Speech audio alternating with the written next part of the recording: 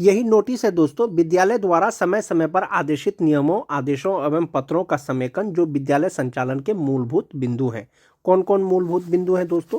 सबसे पहले है शिक्षक संबंधित बिंदु। शिक्षक संबंधित क्या बिंदु होगा दोस्तों?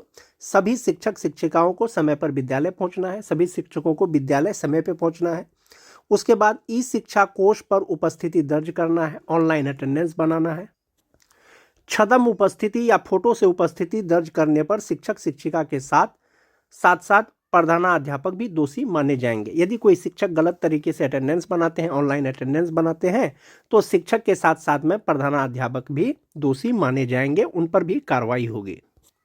उसके बाद है दोस्तों बिना अवकाश स्वीकृत कराए विद्यालय से अनुपस्थित नहीं होंगे। कोई भी शिक्षक बिना अवकाश को स्वीकृत कराए बिना स्कूल से अनुपस्थित नहीं होंगे।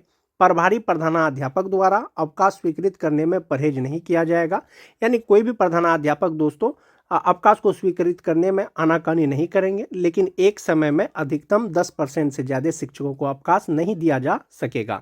अवकाश स्वीकृत करने में प्रधानाध्यापक आनाकानी नहीं करेंगे, लेकिन एक साथ में 10% से ज़्यादा शिक्षकों को अवकाश नहीं दिया जा सकेगा। अवकाश स्वीकृति में ध्यान रखा जाएगा कि शिक्षक के अवकाश में जाने से पठन पाठन बाधित नहीं होना चाहिए। यदि शिक्षक अवकाश में जा रहे हैं, उनके वजह से पठन पाठन बाधित नहीं होना चाहिए। उसके बाद है दोस्तों विद्यालय में पदस्थापित शिक्षक एवं शिक्षकेतर कर्मी विद्यालय कार्यालय अवधि में गरिमा युक्त औपचारिक परिधान में ही विद्यालय में आएंगे, जीन्स टी शर्ट में नहीं आएंगे। यानी शिक्षक दोस्तों गरिमा युक्त औपचारिक मतलब ड्रेस में आएंगे, जीन्स टी शर्ट पहन के नहीं आएंगे। बैंक से वेतन निकालने के लिए शिक्षक शिक्षिका विद्यालय अवधि में बाहर नहीं जाएंगे। उसके बाद है दोस्तों शिक्षक शिक्षिका अपने समस्याओं के लिए जिला कार्यालय में नहीं आएंगे।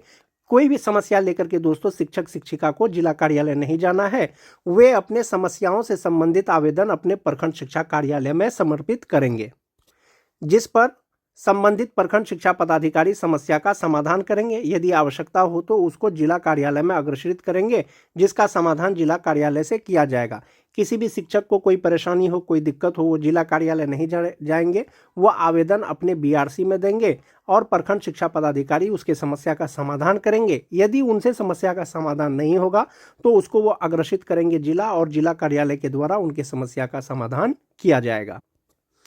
उसके बाद है दोस्तों कि प्रत्येक माह के 25 तारीख तक विद्यालय में पदस्थापित शिक्षक शिक्षिकाओं कर्मियों एवं आधार ऑपरेटर सहित सभी का उपस्थिति विवरणी कार्यालय को उपलब्ध करा दिया जाए। यानी 25 तारीख तक हर हाल में सभी पदस्थापित शिक्षक शिक्षिकाओं का अब्सेंटी कार्यालय में दे देना है, ताकि ससमय वेतन भुगतान किया जा सके। विलंब से गलत या अधूरा उपस्थिति विवरणी उपलब्ध कराने के लिए संबंधित प्रधानाध्यापक जिम्मेवार होंगे। समय से यदि अब्सेंटी जमा नहीं होगा, गलत अब्सेंटी जमा होगा, अधूरा उपस्थिति जमा होगा, तो ऐसी स्थिति में प्रधानाध्यापक जिम्मेवार होंगे। उसके बाद है दोस्तों विद्यालय परिसर की व्यवस्था। विद्यालय परिसर की व्यवस्था कैसी रखा जाए दोस्तों? विद्यालय अवधि में किसी भी वर्ग कक्ष या भवन में तालाबंद नहीं होना चाहिए। किसी भी कक्षा में तालाबंद नहीं होना चाहिए। अनुपयोगी यानी जो सामान का उपयोग नहीं होता हो, सामग्री को विद्यालय शिक्षा समिति के सहयोग से नीलामी कर दिया जाए। प्रधानाध्यापक कक्ष व्यवस्थित एवं सुसज्जित हो, इसमें सभी शिक्षकों का प्रोफाइल फ्लैक्स पर प्रदर्शित की जाए। यानी प्रधानाध्यापक का जो कक्ष है दोस्तों वो व्यवस्थित हो और सुसज्जित हो, और उसमें शिक्षकों का प्रोफाइल फ्लैक्स रहना अनिवार्य है दोस्तों। विद्यालय में अनावश्यक पाठ्य पुस्तकें नहीं होना चाहिए। जिन बच्चों के पास पुस्तक नहीं है उन्हें उपलब्ध करा दिया जाए। अवशेष या अधिक पुस्तक अपने प्रखंड संसाधन केंद्र को उपलब्ध करा दिया जाए। यानी अनावश्यक पुस्तक स्कूल में नहीं रहना चाहिए। जो बच्चे को किताब नहीं मिला है उसको दे देना चाहिए। यदि उसको देने के बाद भी बच जाता है तो उसको प्रखंड संसाधन केंद्र में जमा कर देना है। उसके बाद है दोस्तों स्वास्थ्य विभाग द्वारा उपलब्ध कराई गई विभिन्न दवा जैसे कि आयरन की गोली, अल्बेंडाजोल आदि को निर्धारित समय पर एक्सपायरी डेट देखकर ही बच्चों को दवा दी जाए। आवश्यकता से अधिक का भंडारण विद्यालय में नहीं किया जाए। उसके बाद है दोस्तों विद्यालय अवधि में विद्यालय के मुख्य द्वार बंद रखा जाए, ताकि बच्चे विद्यालय अवधि में विद्यालय से बाहर नहीं जाए। दरवाज़ा खुले रहने से कभी कभी बच्चे विद्यालय अवधि में खेलने के लिए बाहर चले जाते हैं या भाग जाते हैं, इसलिए मुख्य द्वार बंद रखा जाए। विद्यालय अवधि में अनाधिकृत प्रवेश वर्जित है। विद्यालय के सुरक्षा को ध्यान में रखते हुए विद्यालय में केवल प्रधानाध्यापक ही प्रेस ब्रीफिंग करने के लिए अधिकृत होंगे, कोई अन्य शिक्षक प्रेस को ब्रीफ नहीं करेंगे।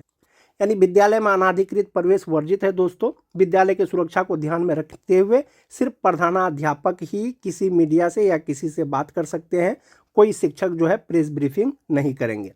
दूसरा है दोस्तों वर्ग कक्ष को व्यवस्थित रखना। वर्ग कक्ष साफ सुथरा हो, अनावश्यक सामग्री रखी नहीं जाए, यानी कक्षा जो है साफ सुथरा हो, उसमें अनुपयोगी सामान नहीं रखा जाए। वर्ग कक्ष में पंखा और पर्याप्त रोशनी के लिए एलईडी बल्ब अथवा ट्यूबलाइट की व्यवस्था हो तथा बिजली के तार और उपकरण लटकते एवं खराब नहीं होना चाहिए। यानी कक्षा में पंखा हो, रोशनी के लिए पर्याप्त एलईडी बल्ब हो, ट्यूबलाइट हो, और जो तार वार कभी लटकता है दोस्तों कक्षा में, उस तरह का नहीं रहना चाहिए, लटकते हुए वायर नहीं रहना चाहिए। बेंच डेस्क व्यवस्थित ढंग से रखा जाए।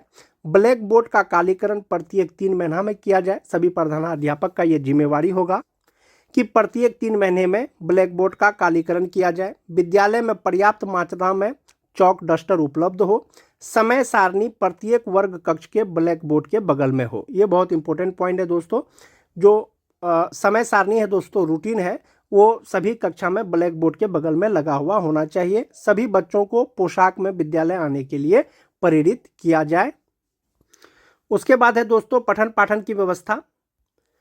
चेतना सत्र का संचालन समय पे किया जाए, जो निर्धारित समय है 9:30 बजे से 10 बजे तक के बीच। सामान्य गतिविधियों के साथ साथ चेतना सत्र में एक प्रेरणादायक श्लोक या वचन, गांधी कथा वाचन, बापू की पाती का पाठन कराया जाए। समय सारणी में सभी शिक्षक शिक्षिकाओं का समावेश कर वर्ग संचालन की व्यवस्था किया जाए। यानी जो रूटीन बनाना है उसमें जो है सभी कक्षा का समावेश किया जाए, उसके बाद ही कक्षा का संचालन करने की व्यवस्था की जाए। शिक्षक शिक्षिका के अनुपस्थिति के कारण कोई वर्ग कक्ष खाली नहीं होना चाहिए। यदि आपके विद्यालय से कोई शिक्षक अवकाश में जाते हैं या अनुपस्थित रहते हैं तो ऐसी स्थिति में कोई भी वर्ग कक्ष खाली नहीं होना चाहिए, सभी कक्ष में शिक्षक रहना चाहिए। वैकल्पिक व्यवस्था के तहत दूसरे शिक्षक उस वर्ग कक्ष में पठन पाठन करेंगे। कोई भी शिक्षक शिक्षिका वर्ग में पढ़ाने से मना नहीं कर सकते। कोई भी शिक्षक मना नहीं कर सकते हैं कि मैं ये कक्षा में नहीं पढ़ाऊंगा या नहीं पढ़ाऊंगी। और वैकल्पिक व्यवस्था के तहत दूसरे शिक्षक को पढ़ाना चाहिए वर्ग में, और वैकल्पिक व्यवस्था प्रधानाध्यापक अपने अनुसार करेंगे। उसके बाद है दोस्तों कि समय सारणी के अनुसार निर्धारित समय में पाठ्यक्रम में पूरा किया जाए। यानी जो निर्धारित अवधि है उसमें जो है सिलेबस सभी बच्चों का पूरा कर लिया जाए।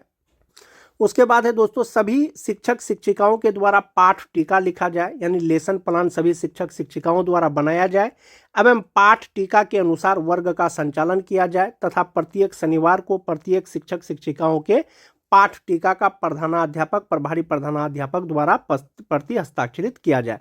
जो पाठ टीका बनाएंगे शिक्षक शिक्षिका उसी से बच्चों को पढ़ाया जाए, और प्रत्येक शनिवार को जो है दोस्तों जो पाठ टीका शिक्षकों के द्वारा बनाया जाएगा उसको प्रधानाध्यापक और प्रभारी प्रधानाध्यापक उसको प्रति हस्ताक्षरित करेंगे।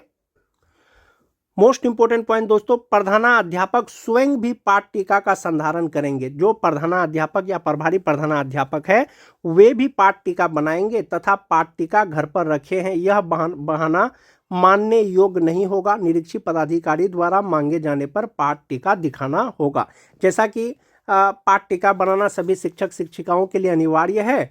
यदि कोई निरीक्षी पदाधिकारी जाते हैं तो ये बहाना नहीं चलेगा कि घर पे पाठ टीका भूल गए हैं या रख के आए हैं। निरीक्षी पदाधिकारी यदि आपसे पाठ टीका मांगेंगे, लेसन प्लान मांगेंगे तो आपको दिखाना होगा।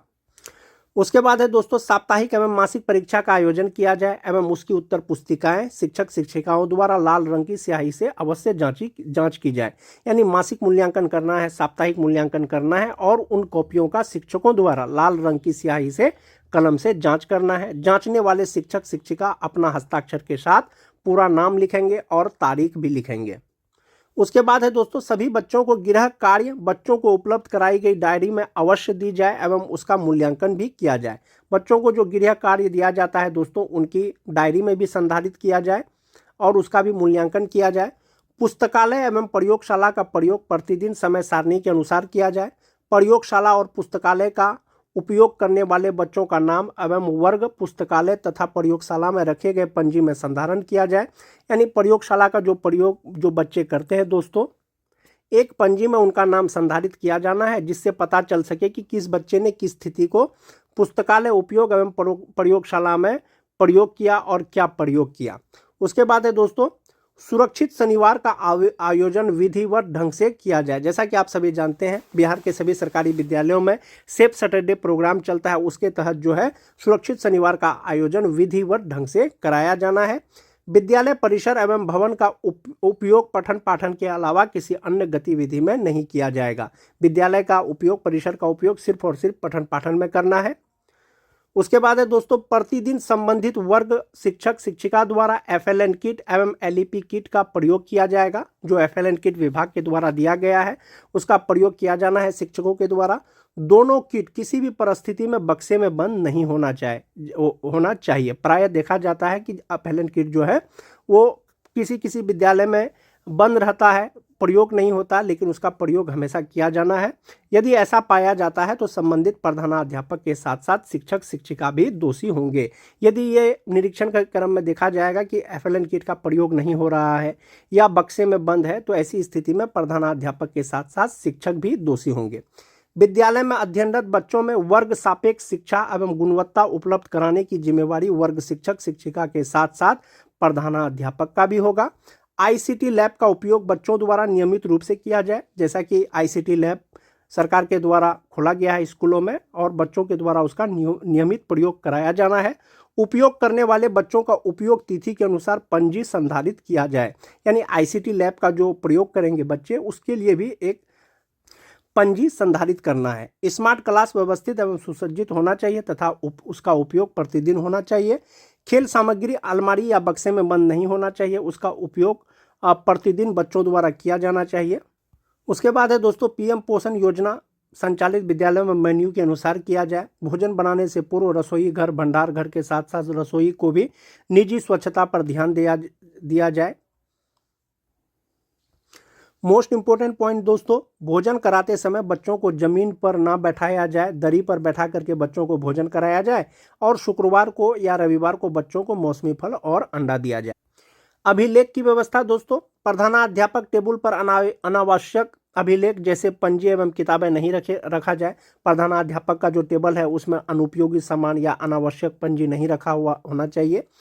विद्यालय शिक्षा समिति की बैठक प्रति माह कराई जाए एवं विद्यालय प्रबंधन समिति का बैठक प्रति 3 माह पर एक बार अवश्य कराई जाए तथा उसकी कार्यावली विधिवत ढंग से संधारित किया जाए। यानी कि जो VSS का बैठक है दोस्तों, वो प्रत्येक महीना कराना है। उसके बाद अभिभावक बैठक प्रत्येक माह के प्रथम अथवा अंतिम सप्ताह में निश्चित रूप से की जाए एवं उसकी कार्यवली विधिवत ढंग से संधारित किया जाए। यानी अभिभावक बैठक दोस्तों प्रत्येक माह के प्रथम सप्ताह या अंतिम सप्ताह में अवश्य कराया जाना है। JBS खाता विपत्र एवं अभिश्रव लेजर भंडार पंजी, PPA निर्गत पंजी तथा ड्राइंग लिमिट प्राप्ति पंजी का संधारण अचूक रूप से किया जाएगा। उसके बाद है दोस्तों, विद्यालय के खाते का पासबुक को प्रति माह अपडेट कराया जाए। कैशबुक का लेखन प्रति माह किया जाए। विद्यालय अवधि में विद्यालय से संबंधित अभिलेख विद्यालय में उपलब्ध रहेंगे, उसको बाहर लेकर के नहीं जाना है। उसके बाद है दोस्तों, विद्यालय में किए गए सभी प्रकार के व्यय का लेखा जोखा रखने की जिम्मेवारी संबंधित विद्यालय प्रधान या लिपिक की होगी। निरीक्षी पदाधिकारी द्वारा निरीक्षण के दौरान अभिलेख मांगने पर उसे उपलब्ध कराना प्रधानाध्यापक की जिम्मेवारी होगी। उसके बाद है दोस्तों, साफ सफाई से संबंधित दिशा निर्देश। विभाग द्वारा चयनित एजेंसी से शौचालय एवं विद्यालय परिसर की साफ सफाई अचूक रूप से कराई जाए। शौचालय उपयोग हेतु कर्मियों के साथ साथ सफाई के सामग्रियों का पूर्ति संबंधित एजेंसी के द्वारा कराया जाता है।